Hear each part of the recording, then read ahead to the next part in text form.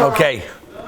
Bez Hashem, we're going to start the sugya now of cheese. Yeah. Milchiks, after eating milk, what needs to be done? Until now, we've been discussing the shaila of meat. After eating meat, what do you have to do? What has to be done, and how long? Now, Bez Hashem, we're going to do the other way around, which is very negay for Shavuos. Of course, basically, this is why we started this entire series, is to know what to do after eating milchiks, before eating fleischiks. What do we have to do? What needs to be done? And we always say, it's true by many, I'm talking Rosh Hashanah, Yom Kippur for sure, but for sure by Kabbalah Satayah, for sure Dubi, by the sugya, by the yont of Dubi of Kabbalah Satayah.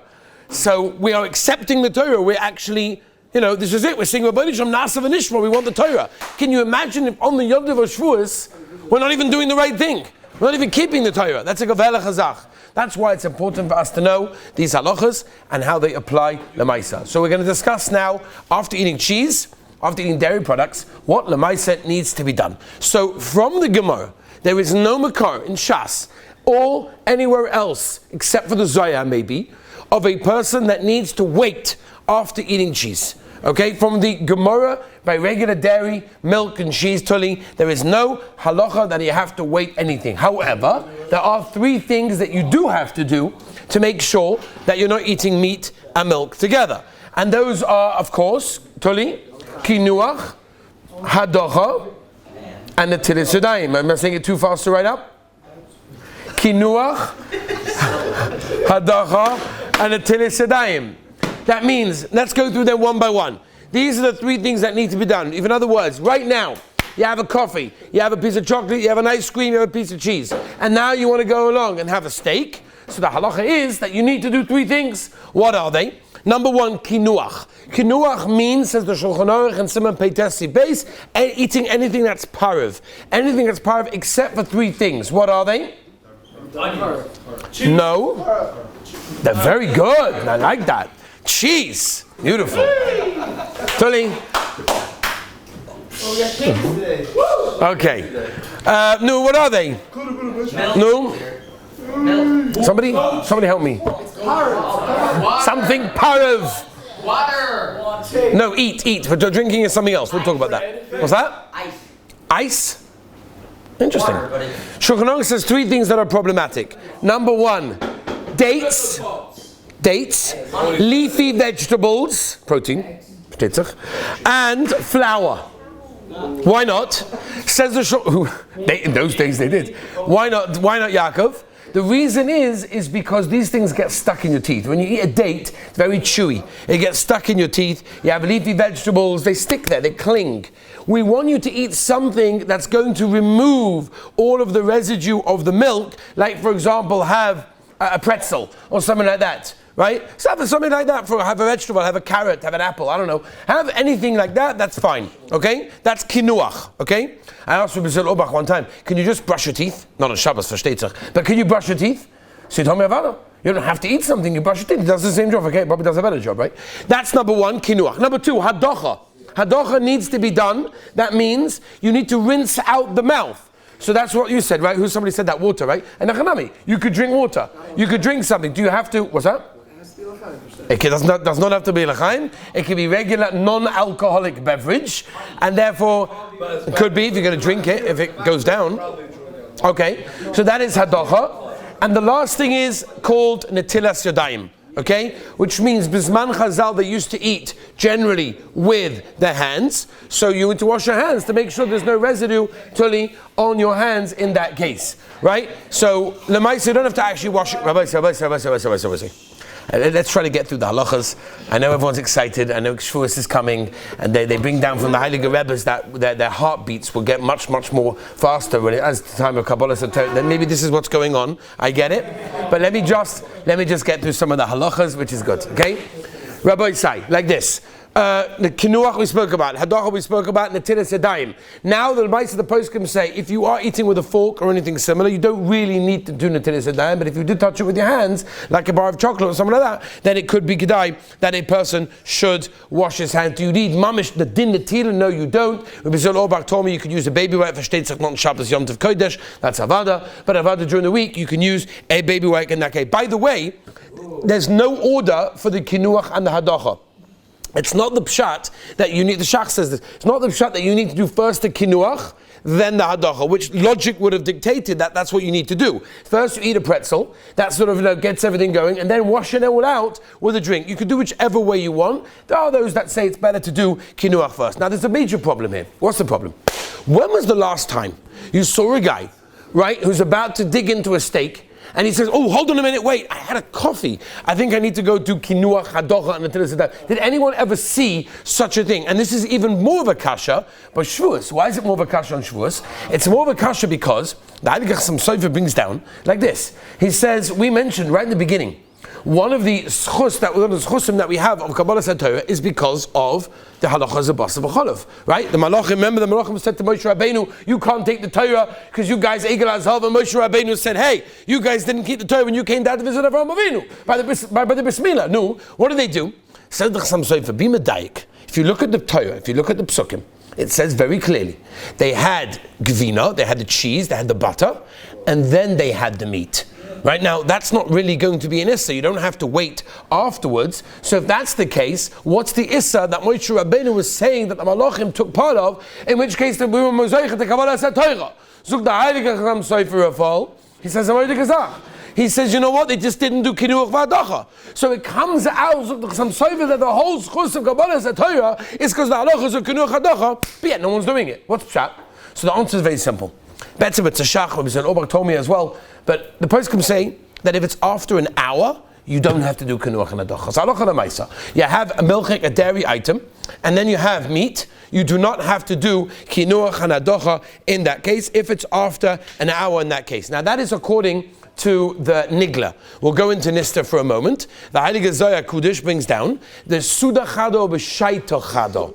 That's the Lashon of the Zohar Kodesh. The Suda Chado or b'Shaito Chado. So there's many different perushim how you learn pshat in the Zohar. Moshe Shtomach and Shuvas Van Hoggers has a huge tickle Torah to explain the Zohar. How does it work? What does that mean? Suda Chado means in one Suda, which in a minute we'll have to talk about Shavuos, how that works. And the second thing is, Shaitochada Pashtus means an hour. Even though Moshe Shtomach wants to tie them maybe Samach HaMincha, half an hour, but that's where the minhag comes from, by many Hasidim for sure, that they have a minhag to wait after eating dairy before eating meat. We're not talking about hard cheese, we're talking about regular milk, dairy, chocolate, whatever it may be.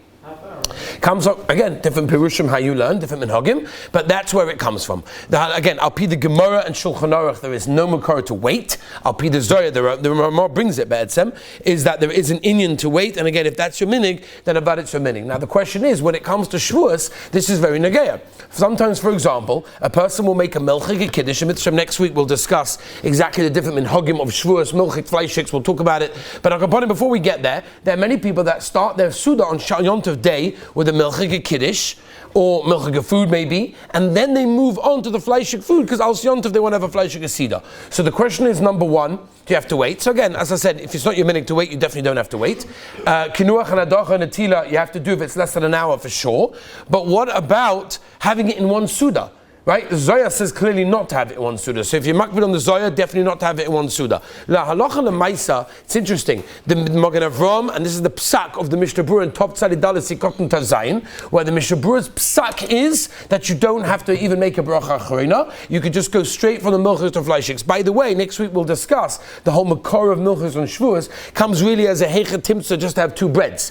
Like there's no real, the inyan of milchiks is really just als to shtei alechem, which we'll talk about, comes hilchos basa v'chodav, that you can't have one bread by milchiks and have the same one for fleishiks. You have to have two separate breads, and that's what they brought for the carbon of Shavuos. But maybe that's why you have to have two breads, and that's why we have milchus on Shavuos. That we'll talk about next week. But the inyan is halacha lemaisa. Even though there are poskim, I mean the Beis Yosef brings it, Rabbi Moshe paskins it, halacha lemaisa nikus Moshe, that you should defka bench or make a bracha achroina after the milchiks, so to speak. Finish the suda, have a new suda of fleishiks. The psak of the Mishnah Berurah by hilchos Shavuos, it could have been that maybe he's more makel by Shavuos than by during the year because the minig of milchiks is milchiks. But al kaponim, whatever it is on Shavuos, there's definitely more of a mocker to be makel to have milchiks and then not even make a bracha achroina, and in the same suda, unless you're makbid on the Zohar Kodesh, of course, to have fleishiks over there. Moving on, Rabbi Say, to hard cheese. People say it's not negeya. There's no such thing as hard cheese. That is obviously incorrect because it's brought down the halacha in Shulchan Aruch and Simon Peitesi base that there's a halacha of hard cheese. How do we define hard cheese? We'll have to get to. But where did it all come from? Where did this whole idea of hard cheese come from? So it actually started with the Ma'aseh of the Maharam. I think we were Zocher to be by the Kiva, right? We were there, right? We were over there in Lublin, right? Went to the Maram. So the Maram used to laugh at people that waited after eating cheese until one time he was eating meat and he found a piece of hard cheese stuck between his teeth. Maram, Ma'aseh Shahoya. So the Maram paskind that Rabbi say everybody has to wait after eating hard cheese. As always the psak of the Maram. The Marshal, when he heard, we were also by the Kiva, when he heard the Maram's psak that you have to wait, called the Maram Apikoris, and he said that I don't understand because you had a Meister with you, we all have to wait. That's ridiculous. Very nice. It happened to you. It doesn't happen to all of us. The Marshal. Al Koponim the Meister we paskin la halacha. The Ramah brings the Shitas Ma'aram, which means hard cheese. We have to wait, just like meat. Same reasons. Moshek Tam and Gvina ben Shinayim, which means you have to wait 6 hours for those that wait 6 hours after eating meat. Now the question is, okay, very nice. It's a wonderful halacha, but how do you define hard cheese? What is the definition of hard cheese? So there are two mahalchim, Shach and Taz bring them, and that is number one, it's a 6-month cheese. That means it has been processed for 6 months. There's a major shaila, Rebelsky Zatzal, Shevet Halevi also brings down the shaila, if the process of cheese making stops at the end of the factory, or does it continue until you actually eat it? That means in the packaging, is it aging? And therefore, until you get it, because it goes from the factory, it goes to the distributor, and the distributor goes to the store, from the store it goes to your house, and until you eat it, that could be 6 months. So I remember I called up Tenuva, and I asked them, give me the list of their cheeses, and they gave me a list. And you'll be surprised, there are cheeses that are actually processed for 6 months. In America, for sure, Parmesan cheese, there's many of them that actually go through a 6-month process of processing to make sure that they get to where they are, which according to one mahalach is considered to be hard cheese. The other mahalach of hard cheese is called gvina mutulaas. It's wormy. Now you can buy it here in Eretz Yisrael. You could buy gvina mutulaas. It's wormy. The worms are milchik and they're mutter to eat because they actually grew up. They were born within the cheese, so they're alive and kicking, and you can actually eat them, and they're milchiks, and it's kavaldik. But it's gvina mutulas, right? That's also the knowledge to show that it's considered. No one's ever seen it? You haven't seen it? No. Well, we have to go for a cheese tasting. They have in Sfas, they have a place over there, beautiful place. Anyway, I don't think they have wormy cheese over there. They have it in other places. Zev is always in the middle of eating as we discuss these beautiful sugyas. Beautiful. Let's move on. So those are the two mahalchim. Now, Lemaisa, according to that, there are many cheeses, and I know in America that you do paskin, that there are certain cheeses that you do actually have to wait 6 hours, like Parmesan cheese, for example, because they hold that it's got a dinner for six months, and therefore it's going to be a problem in that case over there. That's that. Now, when it comes to Eretz Yisrael, most poskim, and I asked the Gaivid of the Padatz, Tuvia Weissli, and he told me that Avada, most Gvina Tzuhuva, it's called Gvina Tzuhuva. How do you translate that in English? Yellow cheese, basically. Yeah, Gvina Tzuhuva, that most poskim in Eretz Yisrael hold, that is a 6-hour cheese. Right? In America, most would not hold that way, especially as most of the cheeses, what's it called? 102, what's it called? 106? What's that tower? No, it's got a name. No, it's like a...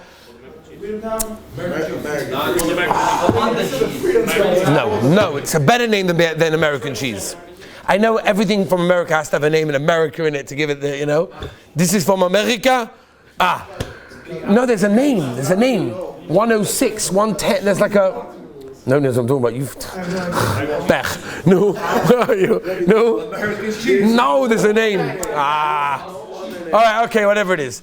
That, by the way, I don't even know how milchik that is. I have no idea how much milk. I don't know. Yeah, Chocham Avadia. One time they asked him about the tenuva milk that goes in. He said, "It's bottled b'shishim before it even gets out of the bag." I don't know how it works. So you have to know l'maisa how much cheese it is. But in Eretz Yisrael, most of the gedolim hold that gvina tzuhuva, which is soft yellow cheese, you have to wait 6 hours for. In America, they do not paskin that way, and the Yad Yehuda. Anyone that learned Yad Yehuda, he had declared to be Lamish to take Rishonim to pieces. So he writes that anytime it's melted, you can be making or a shiva of Sheinberg also paskin this way. Also, that anytime it's melted, so even if you have pizza, for example, with 6-hour cheese, there's a makkah to be makel if it's melted in that way. So of course, be careful on Shavuos, maybe not to have hard cheese, because then you're getting yourself into shilas, and you don't want to do that, because of course, versteht sich, you want to have fleischiks on the Yontiv of Shavuos. And Mitzvah Hashem Rabbi say Sunday, or maybe Monday, because Sunday is Rosh Chodesh, so Monday, Be'ez Hashem, Hashem, we're going to be going through the halachas of Shavuos, the Yom Tov, and the minhagim that we have to keep. Ezra Hashem, have a wonderful day.